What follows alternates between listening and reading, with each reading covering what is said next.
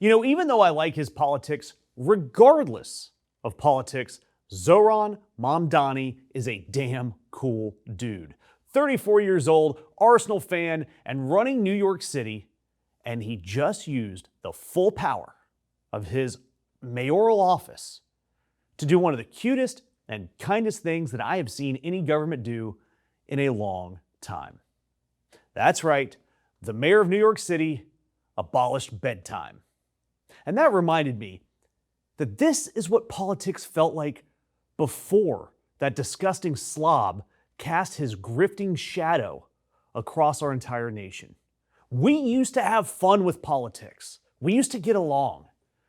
And Monday morning, Mayor Zohran Mamdani sat down at his desk and brought that feeling back because he was surrounded by a small army of elementary schoolers, all wearing Knicks jerseys. And right there, he signed an executive order temporarily repealing bedtimes across the city of New York for the entire run of the NBA Finals. And of course, it was written in Comic Sans. There is an actual legal whereas clause declaring that bedtimes should not impede the ability of, quote, New York's Cutest to cheer on the Knicks. Then the kids signed it themselves with their handprints.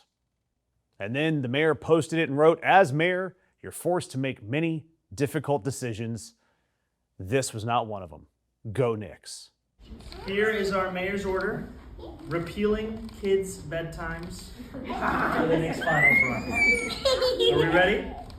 Who here was alive in 1999? And by the way, if you're one of those people expecting me to get all angry, if you're not a fan of good or uplifting stories, sorry. Even my cold, hardened soul needs to see some good in this world. But don't worry, I'll try to throw a little bit of anger in here, but it might be tough because, hey, this guy is the mayor, and the New York Knickerbockers are in their first finals since 1999.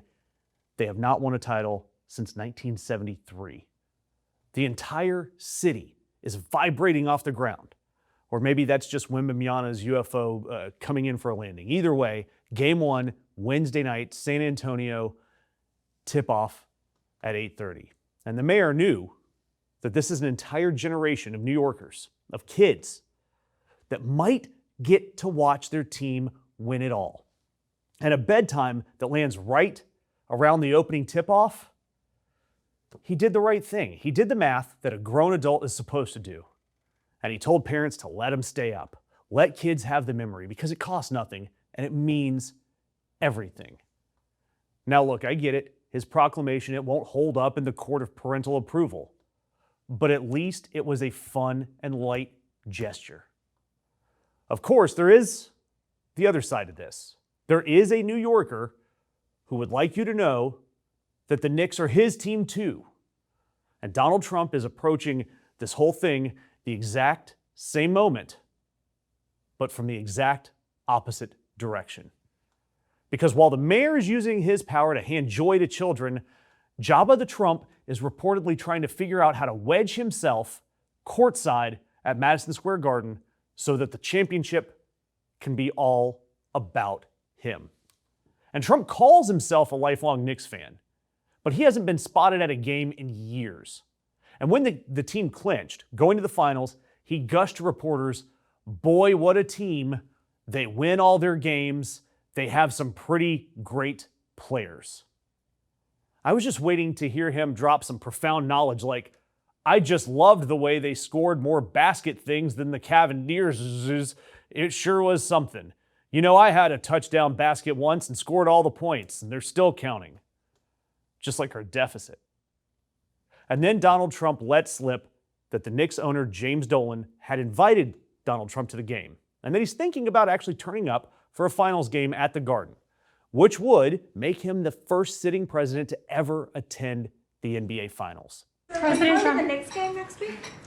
No, I was invited to I was going to go on Wednesday, but they closed it out very quickly. They're great. And Jim Dolan's a great guy. He's, as you know, owns and in charge of Madison Square Garden. He's having a good year.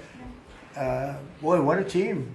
They won all their games. They really They have some great players. I think I'll be going to one of the games. I was invited by numerous people and Jim, and I think I'll be going. It's great to see it. President Trump, an election fraud. President Trump. The Knicks have really suffered for years. What's your prediction?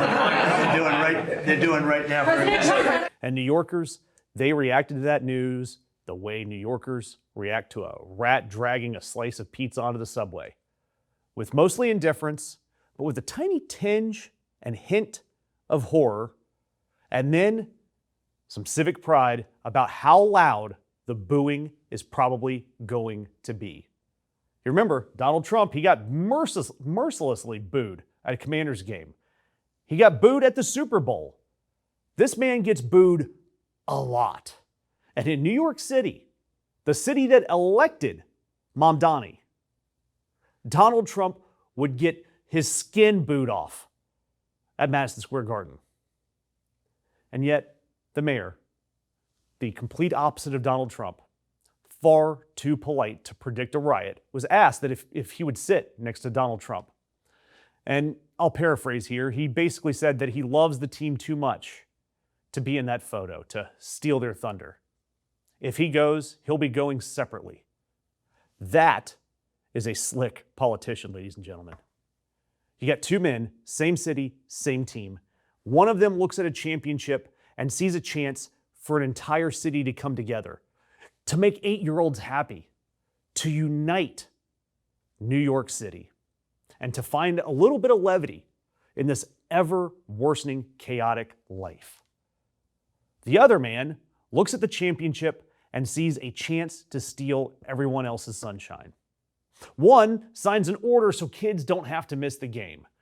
The other might have just signed an order to deport left-leaning citizens. No, he's not really doing that. I just made that up, but it does sound like something Trump would do, right? But seriously, think about the types of executive orders each of these men signed.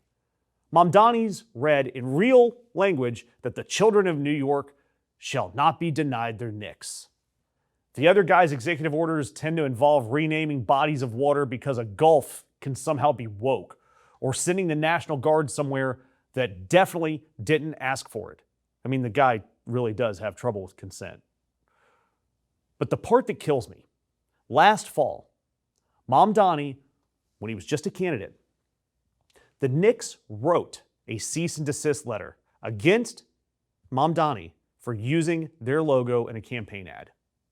And they put out a statement saying they do not endorse Mr. Mamdani for mayor. A petty person would get angry. But this guy, the mayor, his response, now that he runs the city, joy, abolishing bedtime for the little fans. He is not holding a grudge. That is humanity flowing in the right direction for once, toward joy. And so, since my executive orders are meaningless, hell, I'll sign my own. Stay up, kids. Watch every minute. And if a large orange man tries to plant himself courtside and eclipse, figuratively and literally, your team's first finals in 27 years, boo him like there is no tomorrow. Boo him relentlessly. He deserves it. Plus, you'll probably need something to make you feel better after Wemby wins the championship and the hearts of the entire country. How can you not like that guy? And if you out there subscribe, I promise I will sprinkle some more of the joyful stuff in with the petty stuff when I do more of my stories.